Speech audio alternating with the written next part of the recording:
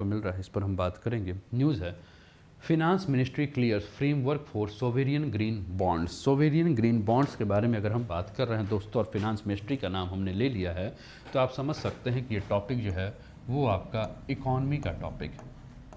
कहाँ का है? इकॉनमी का। और इकॉनमी अगर हम बात करें दोस्तों, तो आप जानते हैं कि यूपीएससी हो चाहे स्टेट पीएससी, जीएस पेपर 3 है, और प्रीलिम्स की अगर हम बात करें तो प्रीलिम्स में जीएस पेपर 1 है, ठीक है ना। जीएस पेपर 1 है प्रीलिम्स में, जिसके ऊपर जो है हमारी जो है वो चर्चा चलेगी, हम इस पर बात करेंगे कि ये है न्यूज़ क्या, ठीक है, क्लियर है। तो न्यूज़ है, finance ministry clears framework for sovereign green bond. The proceed from the green bond which are a part of the scheduled borrowing plan of the government would be used to fund renewable energy, energy efficiency, clean transportation, water and waste management, pollution prevention and control and green building among the others। अच्छा, अब थोड़ा सा इसको और भी समझना है। Green bonds के बारे में बात कर रहा है तो ये आपका इन्वायरमेंट एंड इकोलॉजी से भी संबंधित आपको टॉपिक देखने को मिलेगा। तो जीएस पेपर 3 में ही अगर हम बात करें, ठीक है ना, ठीक है ना, 111 फीस क्या चीज़, ठीक है ना। तो ये दोनों से संबंधित ये जो टॉपिक है वो आपके स्क्रीन पर देखने को मिल रहा है। तो चलिए न्यूज़ को और भी अच्छे से, जीएस पेपर 3 लिखा है 1 2 3,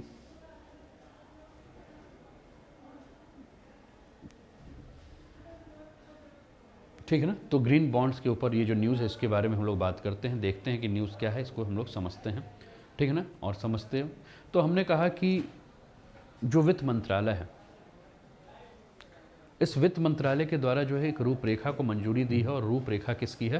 तो ग्रीन बॉन्ड्स के रूपरेखा को जो है मंजूरी दी है। और वित्त मंत्रालय ने जो है वो सोवेरियन ग्रीन बॉन्ड जारी करने की बात की है।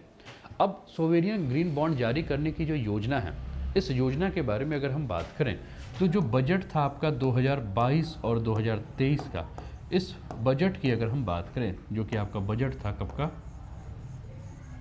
बजट 2022 और 2023 का बजट था, उसमें समग्र बाजार उधार के एक हिस्से के रूप में इसकी बात की गई थी, जिसका उद्देश्य ये था कि हरित बुनियादी ढांचे के निर्माण का प्रयोग किया जाए और इसके लिए धन का जो है वो उपयोग करना।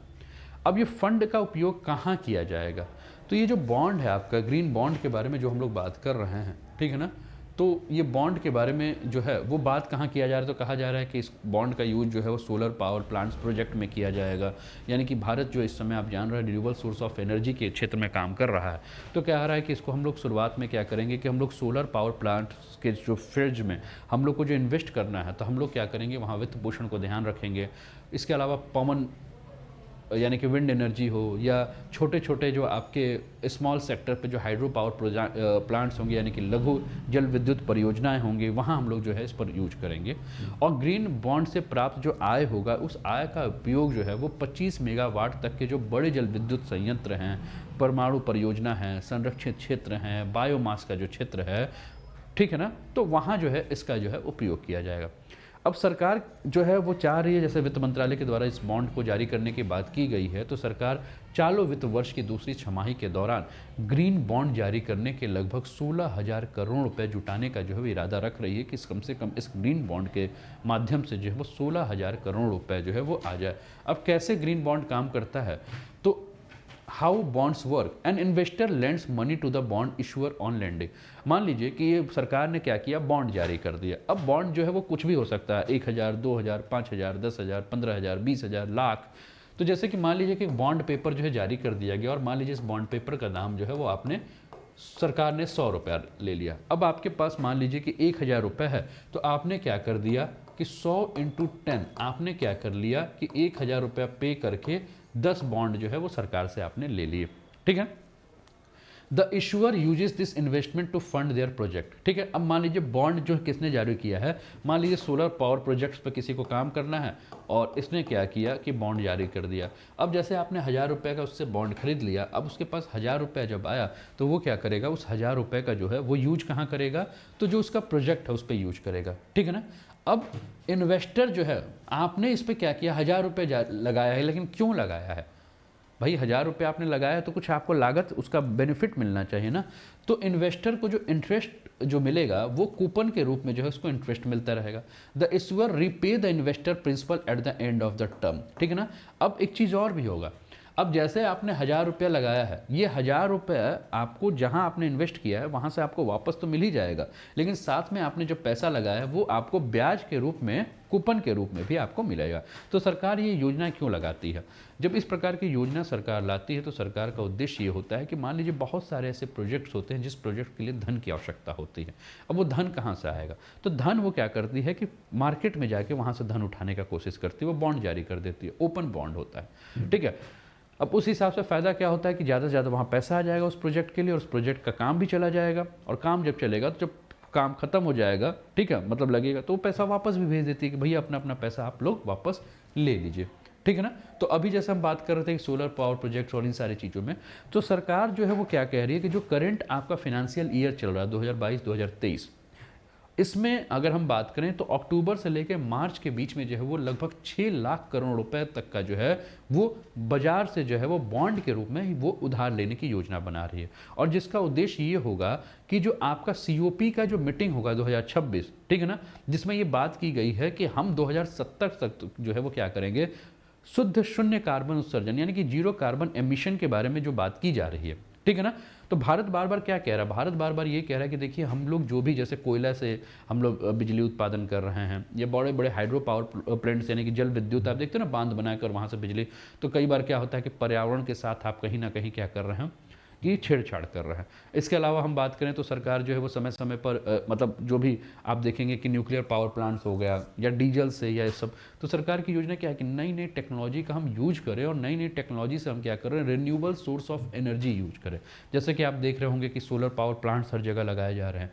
आपने देखा होगा कि जो आजकल व्हीकल्स आ रहे हैं, इलेक्ट्रिक व्हीकल्स आ रहे हैं कि हम पेट्रोल और तेल का जो है वो यूज कम करें और हम इलेक्ट्रिक व्हीकल्स का जो है ज़्यादा से ज़्यादा यूज करें, ठीक है। तो ये कुल मिलाकर क्या है कि हमारा जो उद्देश्य है कि 2070 तक हम अपने यहाँ से कार्बन उत्सर्जन को जो है वो जीरो लेवल पे ला जाएं, है ना। हमारे यहाँ से कार्बन उत्सर्जन ना हो, और जब कार्बन उत्सर्जन नहीं होगा तो पर्यावरण के लिए जो है वो क्या होगा, आपका अनुकूल होगा। तो इसके लिए जो है सरकार क्या करेगी, भाई नया चीज़ों को तो पैसा चाहिए ना, तो पैसा क्या करेगी, मार्केट से।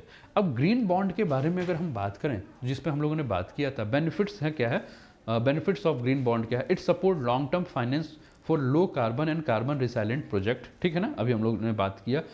For investor green bond carry on environment benefit without sacrificing financial return, for issuer new investor attracted, ठीक है ना। इस पर हम लोगों ने अभी बात कर ही लिया, आपको समझा ही दिया था। अब ग्रीन बॉन्ड होता क्या है, ठीक है ना, तो इसको आपको समझने की आवश्यकता है। तो दोस्तों ग्रीन बॉन्ड जो है वो कंपनियों, देशों और बहुपक्षीय संगठनों के द्वारा, ठीक है ना, हम यहां बात कर लेते हैं कि ग्रीन बॉन्ड क्या है।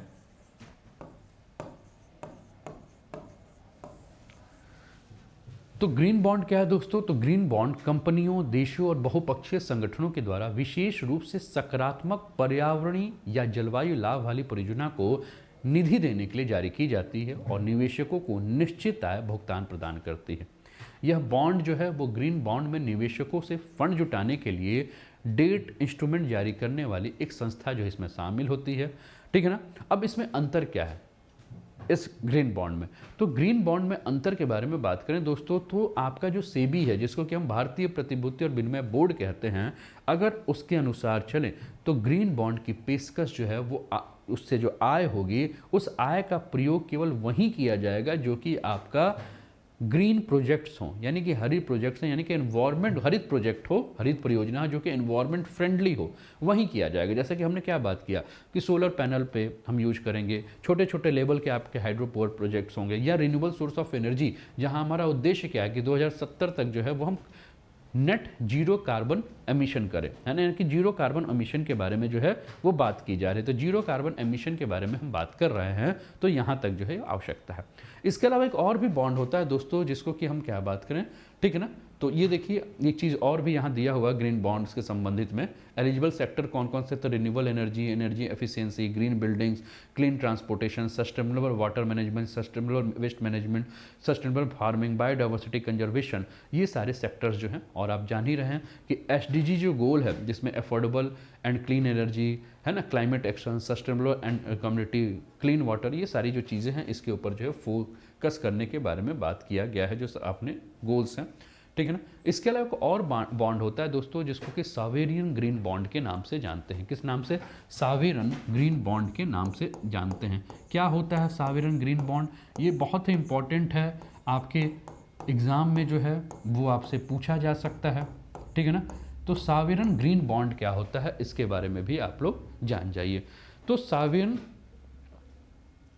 ठीक है ना, सावेरियन ग्रीन बॉन्ड्स क्या होता है? तो सावेरियन ग्रीन बॉन्ड्स के बारे में बात करें दोस्तों तो ये एक निश्चित आय वाला साधन है जो सरकार द्वारा पर्यावरण या जलवायु से संबंधित जो भी परियोजना होती है उस परियोजना के लिए पूंजी जुटाने का काम करता है। सावेरियन ग्रीन बॉन्ड जो है वो ग्रीन बॉन्ड का ही विस्तार है, लेकिन यहाँ सरकार को पैसे उधार लेने पड़ते हैं।